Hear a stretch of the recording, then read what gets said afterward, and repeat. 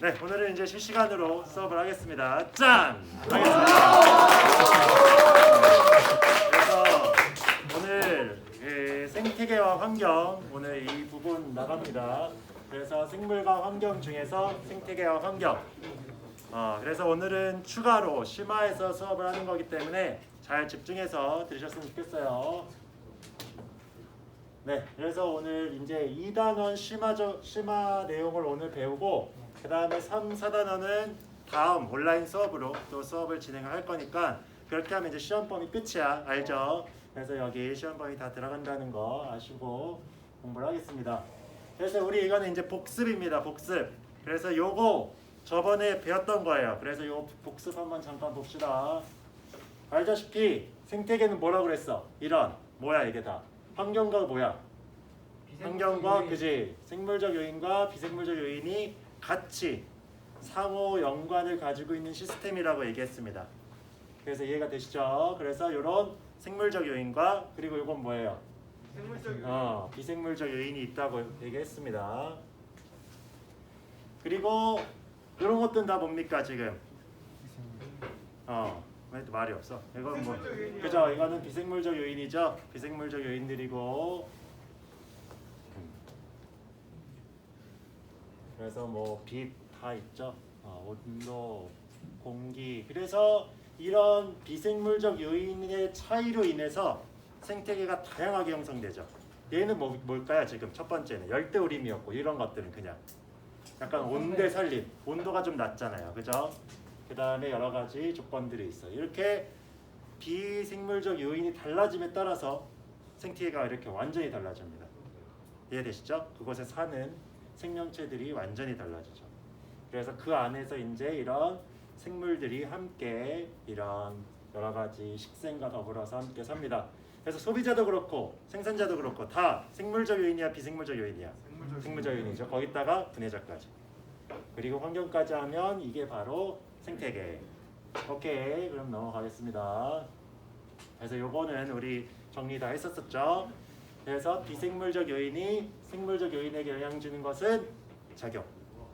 생물적 요인이 비생물적 요인에게 영향을 주는 것은 반작용. 네, 그래서 요거 정리를 했습니다. 그러면 이제 오늘 본격적으로 빛, 그 다음에 토양, 뭐 여러 가지 이제 환경이 구체적으로 디테일하게 빛, 토양, 뭐 공기 이런 것들이 어떻게 생물에게 디테일하게 영향을 주는지에 대해서 한번 개괄적으로 보고 그 다음에 이제 심화적으로 다시 한번 볼 거예요. 그러면 한번 보겠습니다. 근데 니네들 이렇게 온라인을 하니까 굉장히 이렇게 조용하다. 굉장히 좀 이렇게 산만한 반이었는데, 그지? 아닌가요? 봅시다. 그래서 빛의 세기 보겠습니다. 그래서 빛의 세기를 보면 일단 빛은 세기, 파장 거기다가 한 가지를 더 볼 거예요. 뭐냐면 1조 시간까지도 같이 볼 겁니다. 그래서 1조 시간까지도 어떻게 영향을 받는지를 한번 볼 거예요. 그래서 간단히 한번 내용을 정리를 해보시면 식물은 빛 에너지를 이용해서 뭐를? 양분을 합성합니다. 그렇기 때문에 빛의 뭐는? 세기는 굉장히 중요해요. 그래서 빛의 세기에 따라서 음지식물도 있고 양지식물도 있습니다. 그래서 그런 것에 대해서 이제 광합성 양과 더불어서 좀 더 제대로 정리를 할 거고요. 그 다음에 이제 파장입니다. 파장 같은 경우는 여러분들 단파장이 있고 장파장이 있습니다. 우리 좀 이따가 이제 다시 정리할 거지만 가시광선 선보다 단파장이 뭐죠? 가시광선보다 단파장 자외선 진짜. 얘보다 장파장. 장파장은 자외선이 아니라 적외선이죠. 그죠? 그래서 이쪽으로 갈수록 약해지죠. 그리고 자외선, 뭐 X선 이런 쪽으로 갈수록 굉장히 강력한 빛입니다. 가시광선 안에도 디테일하게 나눌 수가 있어요. 가장 단파장 쪽에 속하는 빛이 무슨 색일까요? 보라색. 맞습니다. 그래서 봅니다. 그래서 그리고 가장 이쪽 장파장 쪽에 있는 색이 빨간색입니다. 그래서 빨, 주, 노, 초, 파남보 뭐 이런 식으로 그죠? 그래서 이런 식의 순서라고요. 무슨 말인지 아시죠? 그래서 이쪽이 장파정에 가깝고 이쪽이 이제 단파정에 가까워. 그래서 이런 것들이 이 물속을 어떻게 보면 수심이 깊어질수록 통과하는 파장에 따른 빛의 어떻게 보면 종류가 달라져요. 그럼 깊이까지 들어가는 빛이 장파장 빛일까요? 단파장 빛일까요? 무슨 색 빛이 깊이까지 좀 들어갈까?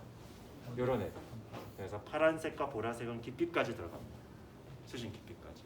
그리고 빨간색은 깊이 들어갈까요? 좀 얕게 들어갈까요? 얕게밖에 없어요. 그러면서 얘네들을 이용하는 이런 조류들이 바뀐다. 그래서 이 원리도 좀 이따가 볼 겁니다. 그 다음에 이제 토양 같은 경우는 우리 교과서에도 나와 있어요. 그래서 교과서도 이제 같이 보시면서 좀 정리를 하시면 좋은데, 토양 같은 경우 여러분 정리하면서 보세요. 정리하면서. 그래서 토양은 이제 교과서에 따로 나와 있습니다. 요거는 이제 심화 자료만 나와 있고, 요 유인물에는. 그리고 토양은 따로 교과서를 펴시면 나와요.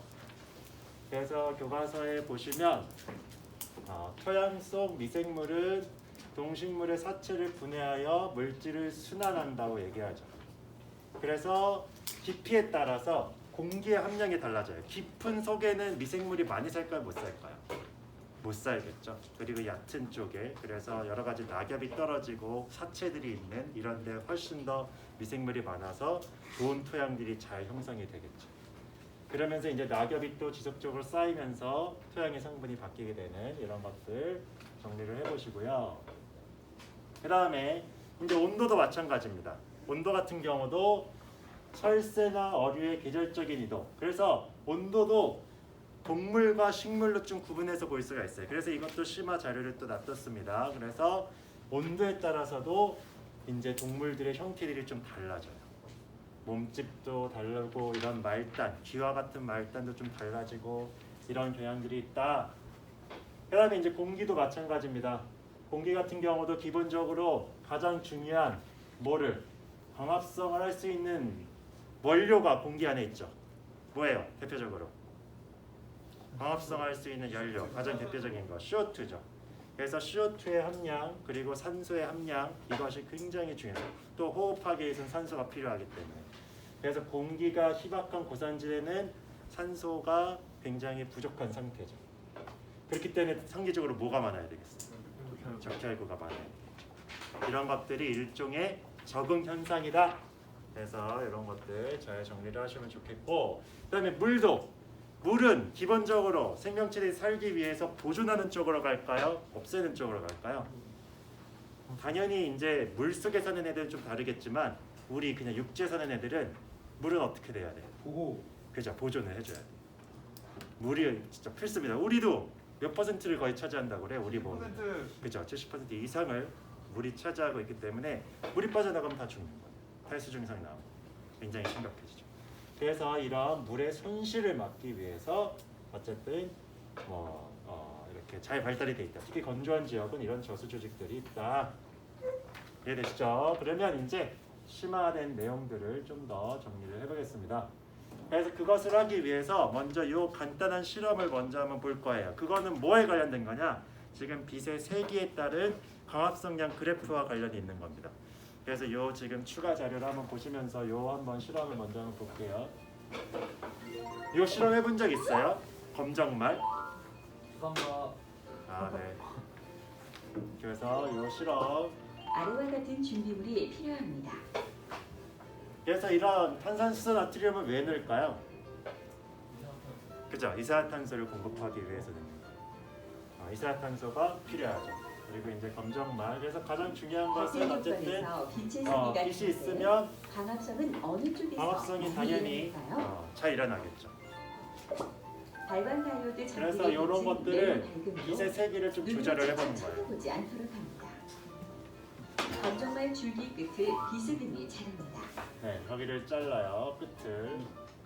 검정말을 깔때기에 넣은 다음 자갈과 1% 탄산수도 나트륨 수용액이 담긴 표본병에 거꾸로 넣습니다.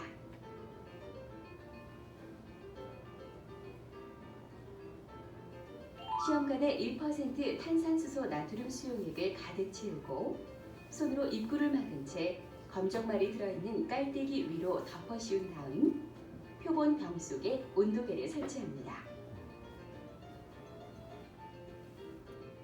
그래서 이산화탄소를 탄산수소 나트륨을 통해서 공급을 해주죠. 그 다음에 이제 여기다가 뭘 비춰줄까요?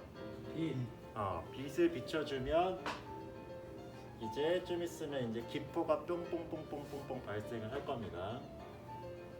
그래서 온도는 적당하게 전등을 표본병으로부터 10cm 되는 거리에 놓고 전등의 밝기를 저 1단으로 센치를 거리를 조절하는 이유는 왜 그럴까요? 기포수를 세어 기록합니다. 빛의 세기를 다양하게 해주는 거죠.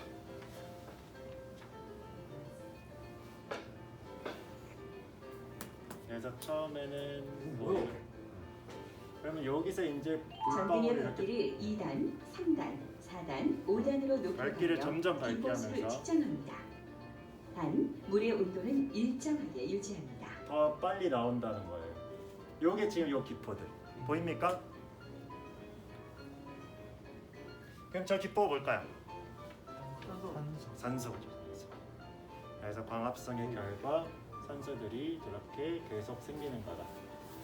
근데 이게 계속 세진다고 계속 어떻게 보면 기포가 활발하게 나올까요? 아닐까요? 아니요, 아닙니다. 아닙니다. 그래서 우리 이 그래프도 보이지만 어느 정도 세기로 갔을 때는 일정하게 나옵니다. 그래서 더 자주 나오죠, 기포가.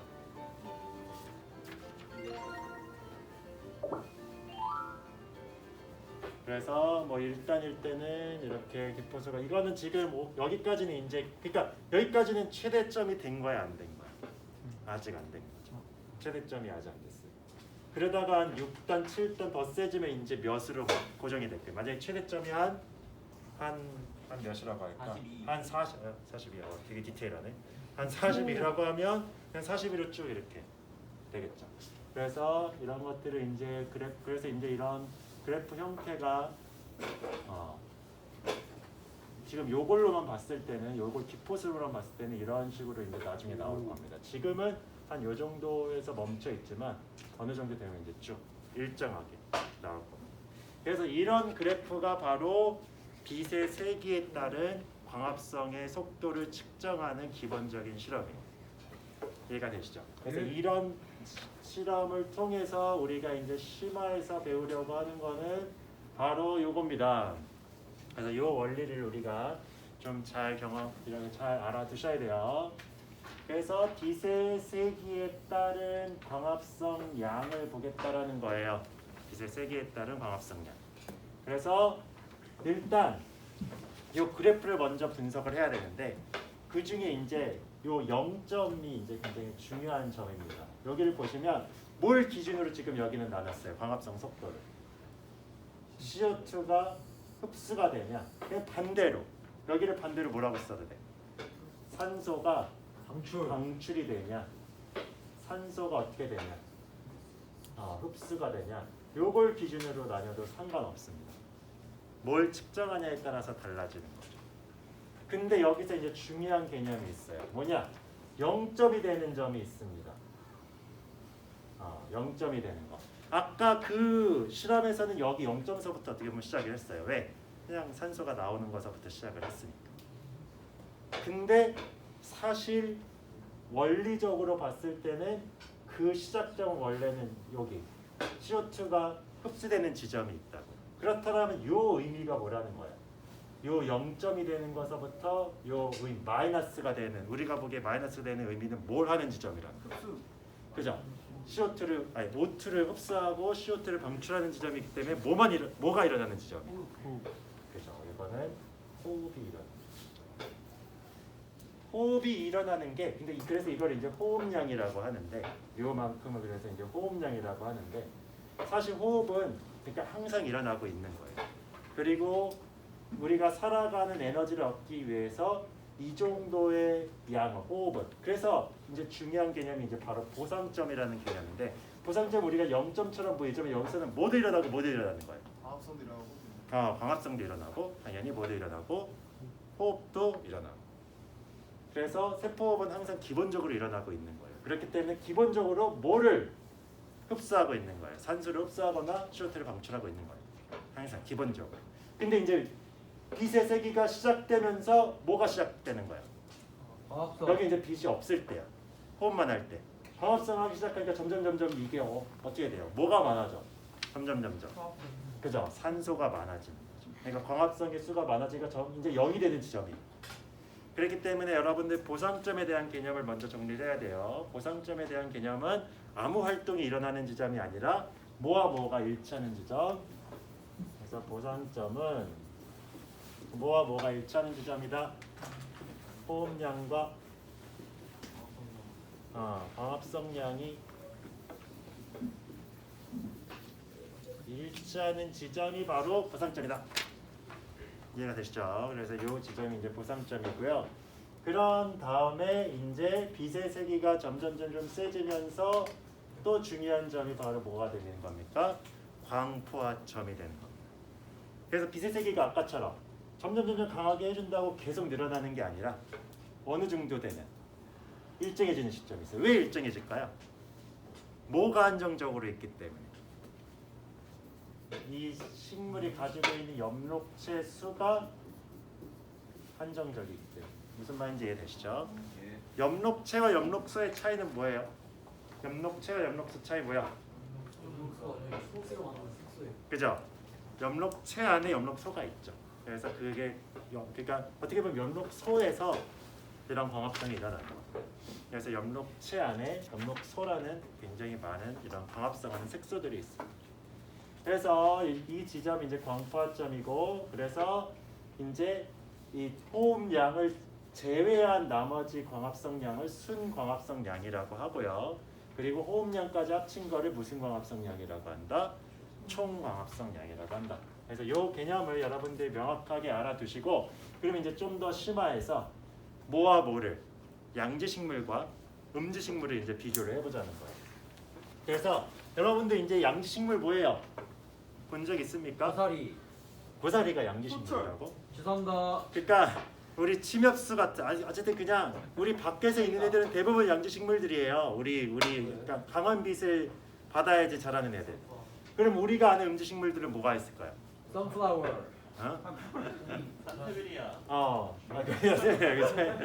잘 읽네요, 글씨. 그래서 선스베리아도 있지만 여러분들 실내에서 키우는 애들 무슨 말인지 아시죠? 그래서 실내에서 키우는 애들은 다 뭐냐면 음지식물이에요. 음지식물의 특징들은 어쨌든 잎사귀가 굉장히 큽니다. 넓어요. 왜? 빛이 약하니까 빛을 많이 받기 위해서 넓혔어. 그래서 이런 온대 지방에서 많이 사는, 온대가 아니라 열대, 우림 막 이런 데 사는 음지식물들이 많이 있는데요. 그래서 봐봐, 요게 음지식물의 어떻게 보면 광합성량 그 그래프고, 요게 양지식물의 그래프예요. 벌써 딱 차이가 봐도 차이가 있죠. 무슨 차이가 있어요? 엽록체 수. 얘는 일단 기본적으로 엽록체 수가 많기 때문에 양지식물은 굉장히 광합성량의 크기가 크다. 그러니까 광포화점이 굉장히 높다. 이해가 되시죠? 그래서 광포화점이 이르려면 많은 강한 빛이 필요하다. 근데 음지식물의 또 최대 장점이 있어요.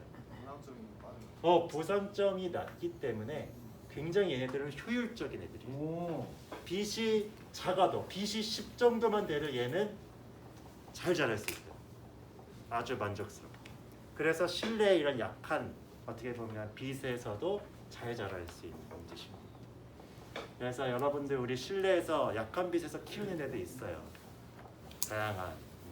그래서 뭐 스파티필름 여러 가지 많이 있습니다. 그래서 그런 애들 다 어떻게 보면 음지식물. 그리고 그냥 이런 밖에서 잘 자라는 애들, 뭐 소철, 소나무 이런 거 다 양지식물들입니다. 여기까지 이제 정리를 하시고요. 빛의 세기에 따라서 이 그래프 이제 이해되시죠? 요거 어렵죠? 조금 새롭지만 어쨌든 요거는 잘 정리를 해두셔야 되고요. 그래서 이제 요게 이제 좀 더 심화돼서 사실 양엽과 음엽 개념이 있습니다. 양엽과 음엽이 꼭 음지식물과 양지식물의 개념이 아닙니다. 왜? 하나의 식물 안에도 무슨 엽이 있고 양엽이 있고 음엽이 있어요. 그 얘기는 뭐예요? 하나의 식물 안에도 맨 위에 있는 잎들은 뭘 많이 받아?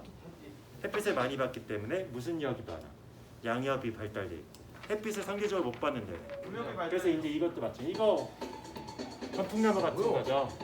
그래서 햇빛을 많이 받는 곳이 있고 햇빛 적게 받는 곳이 있어. 벌써 색깔이 어때요?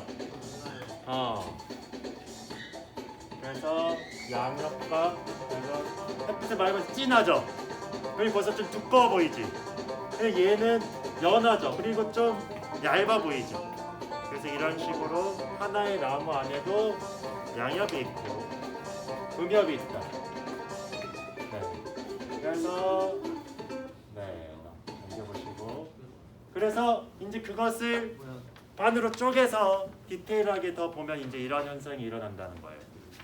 쪼개 보면 이제 저번에 우리 수업 시간에도 간단히 얘기했지만 식물의 조직, 그러니까 이게 지금 뭐예요? 아까 이런 뭐 잎사귀가 있다. 이 잎사귀 맞나요? 그래서 잎사귀가 있으면 얘를 이렇게 잘라봤어요. 그래서 단면에 봤더니 양엽 같은 경우는 무슨 조직이 더 발달돼 있다. 여기 무슨 조직이에요? 울타리 조직. 네, 울타리 조직이.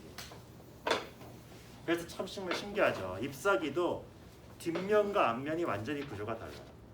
일단 뒷면은 무슨 구조? 이렇게 구멍이 뚱뚱뚱뚱 많아. 이렇게 많은 이유는 뭐야? 왜 이렇게 구멍이 이렇게 빈 공간이 많아요? 여기 뭐? 고자공증. 그래서 왜 이렇게 많아요? 이거는 뭐가 통과하라고 많은 거예요? 공기. 네, 공기들이. 왜? 화합성의 결과 뭐가 나오기 때문에 산소. 그리고 일로 또 뭐가 들어가야 되기 때문에 이산화탄소가 들어가야 되기 때문에. 그래서 이런 이동 통로들이 많은 거고 밑에 특히 여기는 뭐가 있어요? 여러분들 잘 알듯이 주공이 있잖아요. 공변세포라고. 그런데 양엽 같은 경우는 여러분들 벌써 두꺼워. 그죠? 두껍죠? 두껍고 울타리 조직이 더 조밀하게 발달돼 있다. 근데 봐봐. 음엽 같은 경우는 울타리 조직이 있는지 이렇게 된 굉장히 얇죠. 이해되시죠? 네. 그래서 이런 식의 그래서 얇고 넓어져서 약한 빛에 더 효율적으로 흡수한다. 얘는 두껍다.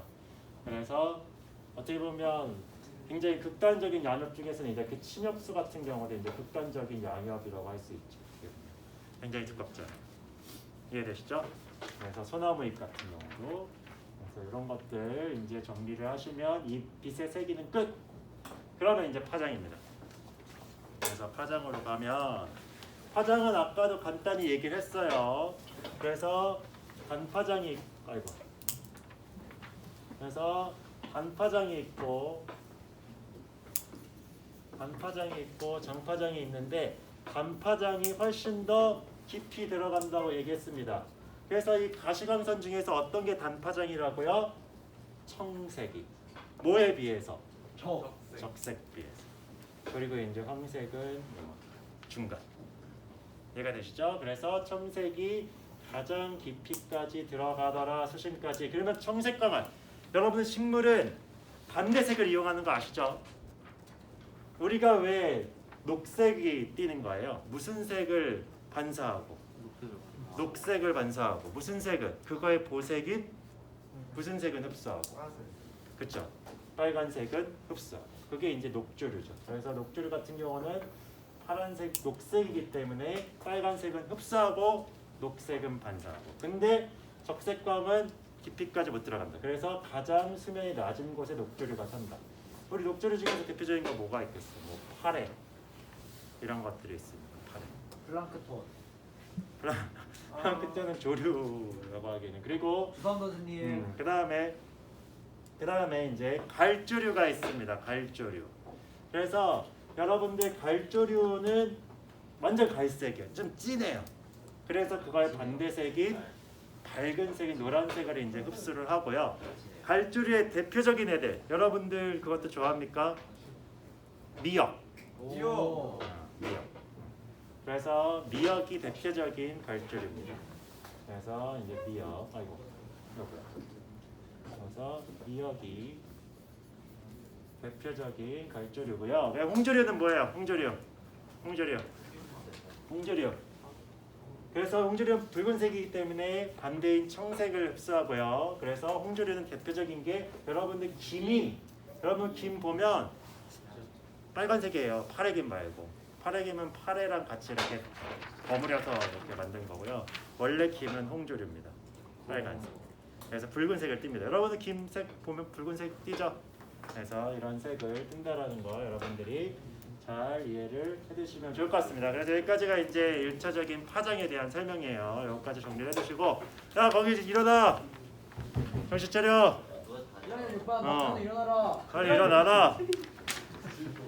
빨리 정신 차리고 정리하면서 봐야지.